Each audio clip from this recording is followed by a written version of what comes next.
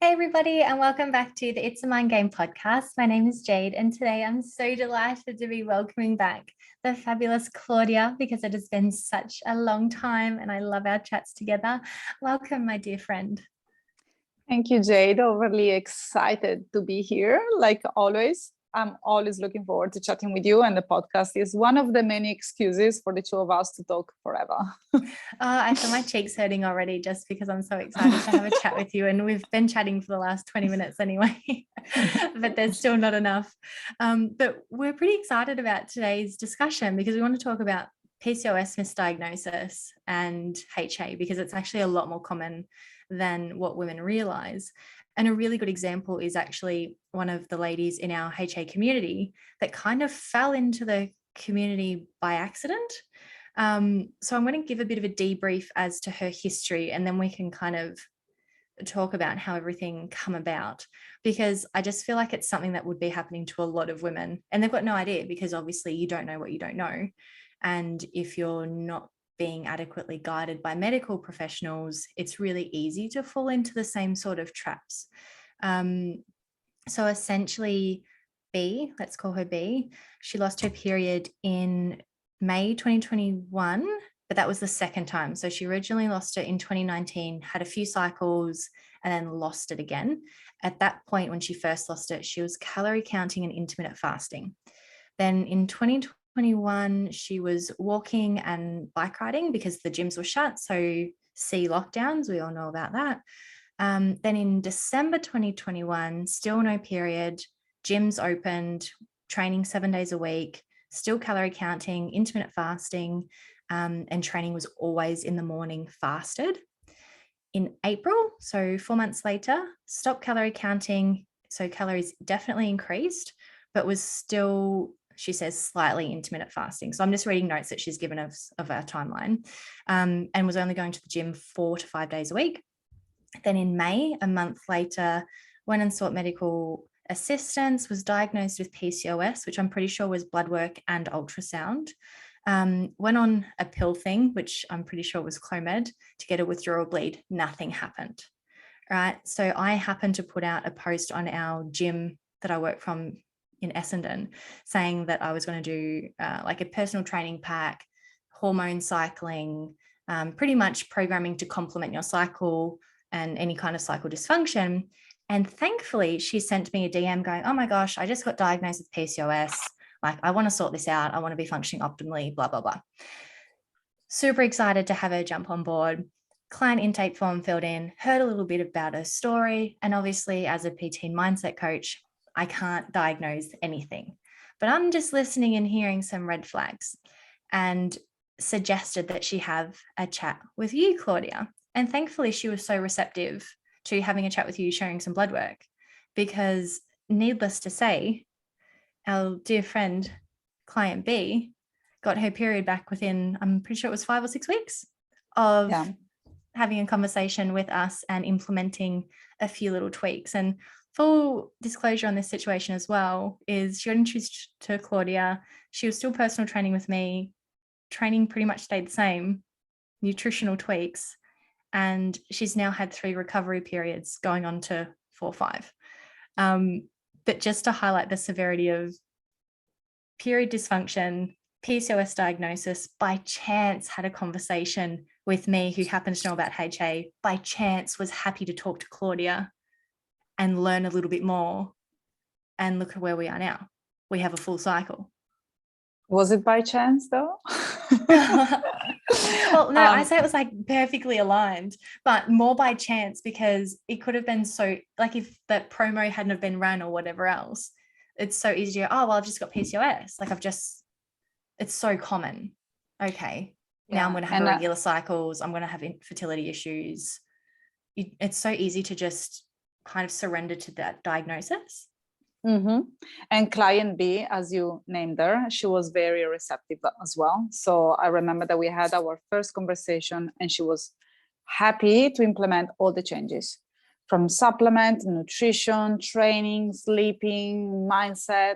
She did it all, which is why she got her period back so very quickly. But I have to say that I've noticed a pattern lately, because she is already the 4th woman coming in the community this year, misdiagnosed PCOS with PCOS. They started working with us, and after years of not getting the period, got the period back or got pregnant within a very short amount of time. So client B, only 7 weeks. The quickest, absolutely. But then we had Ashley, that she was on my live with me yesterday, and also Jess, that she was part of your podcast. They got the period back within 3 to 4 months top. And Jess also got pregnant very quickly. And I had a chat with a new lovely woman yesterday, misdiagnosed with PCOS 3 years ago. 3 years ago. So she went on following this crazy supplement and diet, supplement regime and diet and training routine that was completely counterproductive for her body. She couldn't get pregnant, she couldn't get her period back, and she came to see me because she was completely desperate. And after looking at her blood test results, it was very clear that it wasn't PCOS. And professionally, I cannot diagnose. But there is something that I think that the medical system is failing at slightly nowadays, and it's listening to what the women are saying. Because while you were reading through a client B story, it was very clear to me that that wasn't PCOS.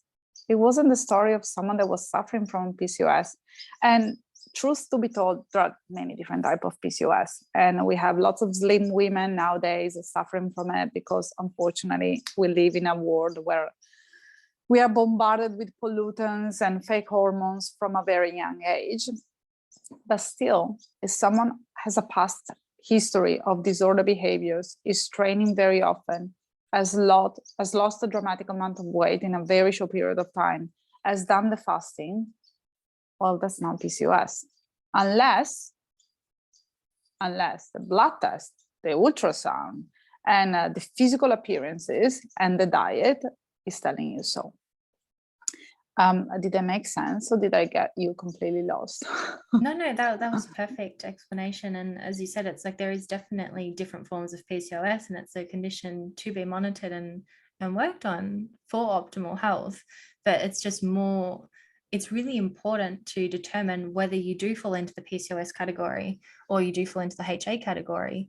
And as you said, there's certain things when you read that story of client B and how things sort of progressed. For me, from the personal training side of things, and knowing what I know now about HA, is as soon as I heard intermittent fasting, training fasted, calorie counting, I was like, little mini explosions just went red off. flags everywhere. Yeah, absolutely. Especially for females in particular, I was like, oh, I'm not sure about this. And there tends to be a trend, and you'd obviously be much better at attending to this thought anyway, is that a lot of women that have true PCOS, it tends to be diagnosed a lot earlier on in life, sort of when the menstrual cycle kicks in, maybe the first few years, versus having a relatively really normal cycle and then all of a sudden getting PCOS.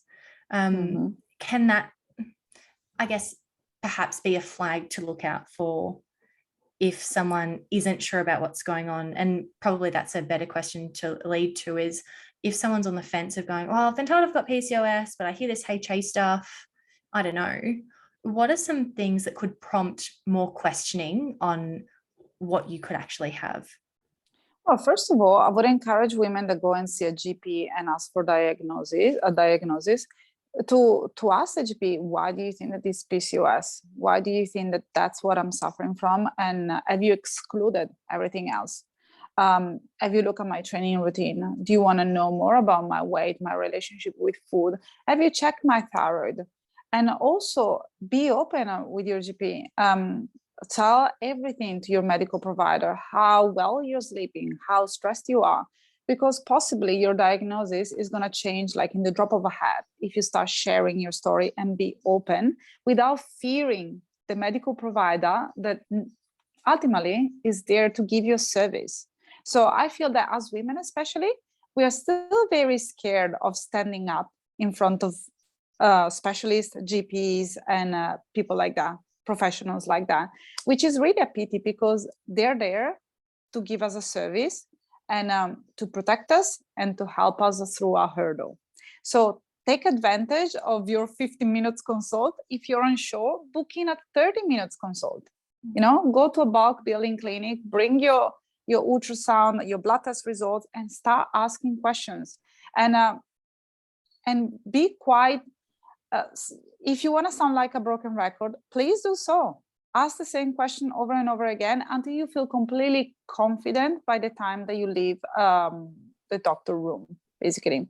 And in terms of answering your question, I've noticed that women with PCOS, they tend to get a period every 3 to 6 months. And also before losing their menstrual cycle, also in the past, they suffer from very irregular and longer cycles.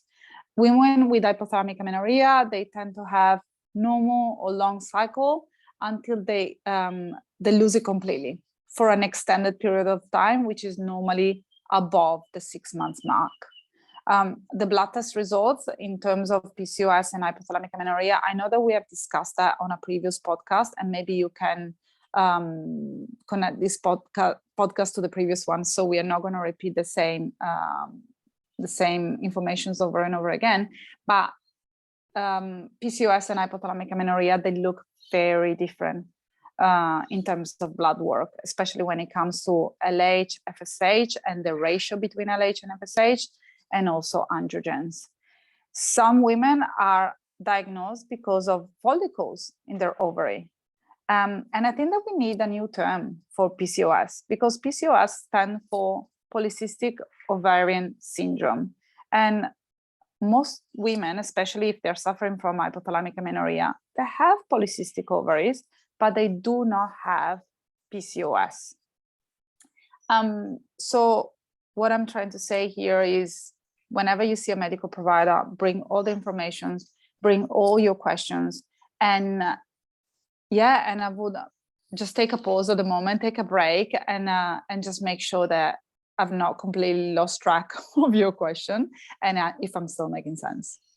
No, you absolutely are. And I guess what comes to mind is that idea of, if you're not confident with your GP's response to your questions, you have every right to ask to see a specialist, i.e. gynecologist, or someone who specializes in female health, that you will have a more confident outlook on what's going on. And, you know, we've seen multiple times, and that's where I always recommend women working with the both of us, because you can read the blood work, you can address the nutritional elements, you can see things that, let's say me as a mindset coach, I don't go anywhere near. And so many women need that sort of saving grace, or that ability for someone to see further into the blood work than just margins or ranges, because that's a thing we tend to get from GPs, and it's like, oh, but you're within range, or oh, but this looks okay and this doesn't, but that's good enough. And when you're trying to sort of work out PCOS or HA, you really need someone who knows what to look for versus just a general idea of women's health. Absolutely. And plus, whenever you say within range, all the blood test markers are taken from a sick population. So you are within the range of a sick population. And we're looking for optimal health and optimal hormonal restoration. So that needs to be taken into account when you're working with a professional. So there is a slight difference between nutrients requirements and supplements and exercise regime if you're experiencing PCOS versus hypothalamic amenorrhea or different hormonal imbalances. So I agree with you that it's very important to find someone that you trust, so that you can follow a proven protocol instead of waiting for a couple of years, trying to get pregnant when it's not happening, hoping for your period to come back when your body is not really capable to do so. And also there is something that I'm so excited to be sharing with you, because this beautiful research paper just came out over the past 6 months. There are actually 2 research papers. And for the first time, they've started to look at the spiritual side of things, not only on the nutrients components and the blood markers when working with women with PCOS and hypothalamic amenorrhea. And this research paper has shown that women that suffer from PCOS, they're scared of their femininity. They're afraid of actually speaking out loud and being present in a room. And something that I've noticed is that with women with hypothalamic amenorrhea, the femininity has completely been shut down. They are completely detached to their feminine self, and the masculine energy is very, very present. And even though the masculine energy is very present, still the testosterone level tends to be low. And it can be sometimes quite high with women with PCOS. And I think that that's also something else that you normally do not discuss with your GP or with your fertility specialist or endocrinologist, but it's so very important to take into consideration. And that's the work that we do in the HA community, is actually diving deeper into your beliefs and breaking them down, so then you create new behaviors and new thoughts that are going to allow you to restore your hormonal balance, not only from a physiological perspective. And that feminine masculine, it's something that it's so unnoticed until you start to bring it back in again. And I'm talking like the simplest of things. I mean, months ago, we did like a dance challenge as a part of one of the community things. And it was so simple. It was like, for 1 minute a day, put on your favorite song and just dance to it. You can do like a teeny tiny dance in your car. You can like sing and dance in the shower. You could dance all the way around the house, but just sort of like giving yourself space to break free and move your body in a way that feels good, rather than, you know, whatever method of exercise we choose, where it's like a calculated run or a programmed lift, or, you know, everything's very heavy and hard and intense.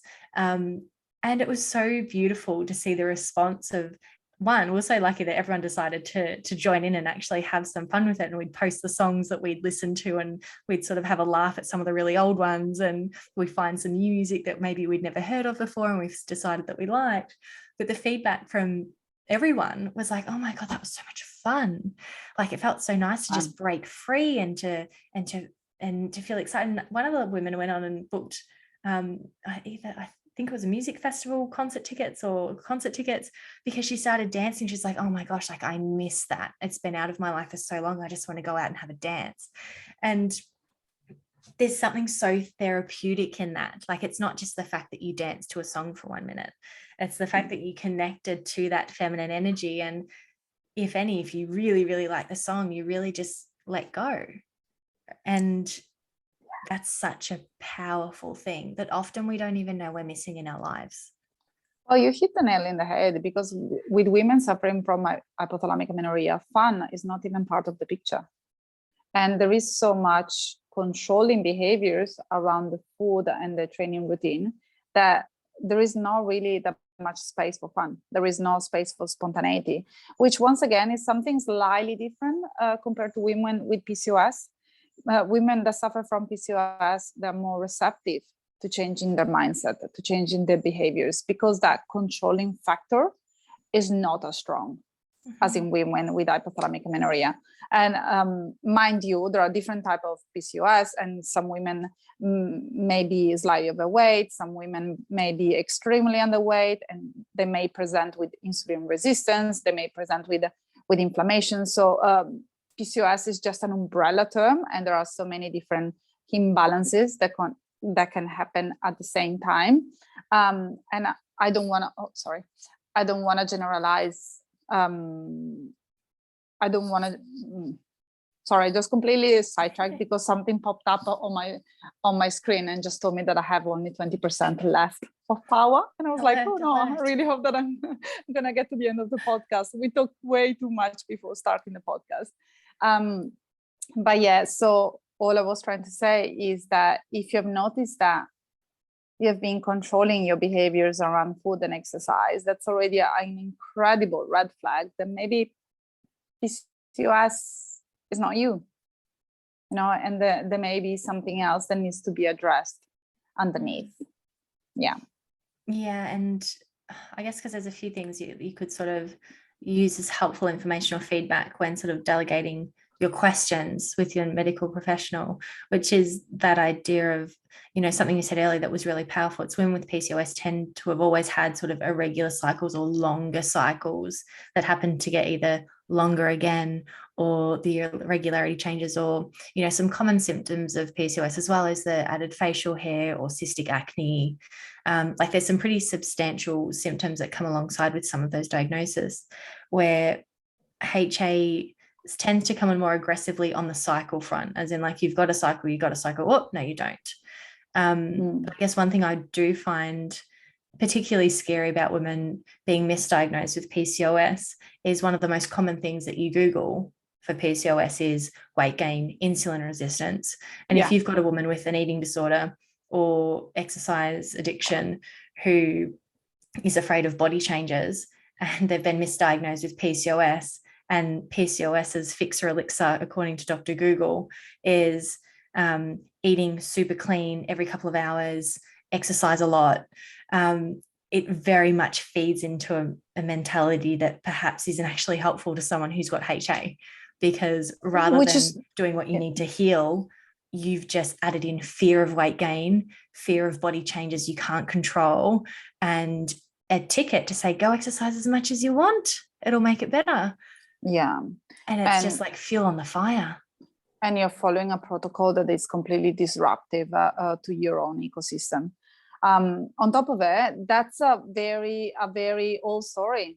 Most women suffering from PCOS, they don't need to exercise to the extreme. They don't need to eat a clean diet. There are still some tweak and changes that needs to be applied, but they don't look the same, because, as I said before, some women may or may not present with cystic acne. Others may have inflammation. Others may be slightly overweight. Others may be slightly underweight. So also in that case, the treatment needs to be customized. So there is not a cookie cutter scenario, especially for women that present with both. Because there are some women also that were part of our community, that are still part of our community, that presented with hypothalamic amenorrhea and PCOS. First, you need to address hypothalamic amenorrhea, because if your body is undernourished and is under stress, it doesn't have the energy to go back to homeostasis, to go back to healing. After the healing has occurred, then you can start addressing PCOS and dive a little bit deeper on why your body's having such a hard time to restore your hormones. Yeah, thank you for bringing that up, because as you said, it's like there can absolutely be misdiagnosis, but there can be the two overlapping as well. And that's where you really do need expert eyes working with you and holding your hand through it, so that you can sort of skip through the crap of trying to work it out and actually have a plan that's going to get you to where you want to be, or especially just optimizing your health to the best of your ability in a way that is going to help, versus that sort of guessing game that gets exhausting and confusing and conflicting and, you know, all those awful things. But we are running out of time today. I could keep talking to you about this topic forever, Claudia, but I just wanted to highlight to everyone who's listening today, one, thank you for taking the time to listen, and two, that this whole conversation wasn't about you know, saying that you probably have HA even though you have PCOS, or that you can't trust doctors, or it's nothing to do with that, but more the idea that it's so important to be thorough and explore things. And what was, I guess, essential to client B's success story was that she got some new information and she was happy to explore it. And thankfully, as a result of that, she has been getting a regular cycle and isn't worried about fertility issues or PCOS complications or anything like that. She's just now continuing the mindset work, the nutrition work, to keep living a better life. So that was absolutely the intention behind today's discussion, is that just be open and receptive to information, explore things, learn things, because it's incredible where you can end up and how quickly you can end up if you're willing to take on advice and use it. Yeah, absolutely. Thanks for clarifying that. And once again, for the women listening to us, don't be afraid to ask questions. Don't be afraid to stand up for yourself, to ask for a second opinion. And a part of the Period Comeback program on the first week, on the first section, there is actually a PDF that teaches women how to deal with medical providers. Because as I said in the very beginning, for some reason, when a medical provider gives us a diagnosis, we just take it for granted that that's the truth, and that's what we have to spend the rest of our life with. And it may not be the case, because doctors, professionals, we are all humans. We all make mistakes, and we all have our best interest, but we all suffer from anxiety, sleep deprived nights, and maybe a provider that had seen you was distracted, or had just seen someone else in a very similar situation that had PCOS, you know, and so it wasn't properly listening to your story. So ask questions, stand up for yourself, and check in with a couple of different people just to make sure that you got the right diagnosis, so then you can move on with confidence. And I'm pretty sure that all the women from the HA community, like Ashley and like Jess, that now have his second trimester already, they were so happy that they did actually ask for a second opinion, and they did the correct work, so then they could heal their body. Yeah, no, the community it's been so much fun, hasn't it? Especially when you start to see the tail end of the journeys, which is the cycles returning and the pregnancies, and then the birth stories. Carla, who was on, gosh, many months ago now, she's had her baby now, which is so exciting. And Laura's had her baby as well now. And it's nice watching it unravel, because obviously we're working with everyone in the moment, but it's like there's also the long-term results of these happy, healthy women having their babies and enjoying life, and literally enjoying life, not just because of motherhood, but because they're, you know, regardless of having a child or not, they're actually out there living a life that they didn't know was available to them, which is really cool. I'm going to say one last thing, and then I promise I shut up. But there is one thing that I love the most, is when those women, they send us a message to both of us, like months down the track, telling us, I love you both so much because you got me here. So we have been receiving so many beautiful messages from these women that out of the blue, they decided to get in contact with us to simply thank us. I am beyond grateful to have had the opportunity to work with these women and to take them to where they were meant to be. And still now I'm getting goosebumps, because it's, what can I say? It's the best job in the world. It is, because it's like you don't know how good things can be until you allow yourself to get there. So it's nice being the helping hand that helps women get there. Anyway, I'm just going to get all smiley and keep reminiscing about things and stories. So it's time for me to wrap things up before I get lost in my own little thoughts there. But Claudia, once again, thank you so much for coming on. I love our conversations. Anyone listening, if you'd like to know more about the HA community, it is a private community on Facebook that has a wonderful group of women who are actively working on their HA recovery and are excited to lead happy, healthier lives. And obviously it's a project that Claudia and I work on together, and we would love to have your involvement. But for now, Claudia, I will speak to you soon, and thank you again. Thank you, Jade. Bye. I will leave contact details in the show notes for both Claudia and I if you'd like to reach out and have a chat. The HA Recovery Ebook is also available through the links on Instagram if you want to take a look at those. But thank you so much for being here today. And if you could like, share, or subscribe the podcast, that would be absolutely awesome, because the more eyes and ears we have on the It's Fine Game podcast, the more we can help women recovering from HA. Until then, I'll see you next time.